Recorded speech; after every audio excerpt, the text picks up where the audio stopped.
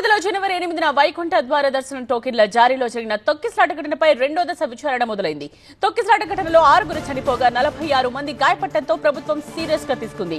ఈ ఘటనపై నిజానిజాలు వెలికి తీయాలని హైకోర్టు విశ్రాంత న్యాయమూర్తి జస్టిస్ సత్యనారాయణమూర్తి నేతృత్వంలో విచారణ కమిటీ మేము మా పిల్లలతో సంతోషంగా ఉంటున్నాం అంటే దానికి కారణం neo fresh touch floor cleaner. Neo fresh touch floor cleaner క్రిముల బారి నుంచి మనల్ని రక్షిస్తుంది మరియు మంచి సువాసన కూడా ఇస్తుంది. అయితే మీరు కూడా మీ కుటుంబంతో సంతోషంగా గడపాలనుకుంటున్నారా?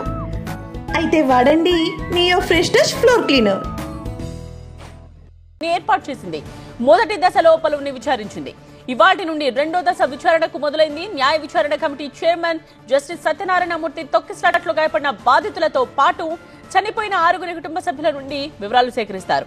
పద్మావతి పార్క్ ఎదురుగా ఉన్న 20 దుకాణాల నిర్వాహకులను విచారిస్తారు. 10 రోజులు సుదీర్ఘంగా తొక్కిసలాట ఘటనపై కమిటీ విచారించింది. ఇప్పటికే 70 మందికి పైగా నోటీసులు కూడా జారీ చేశారు. బాధితుల విచారణ అనంతరం సస్పెండ్ అయిన అధికారులు పోలీసులను కూడా విచారించనున్నారు.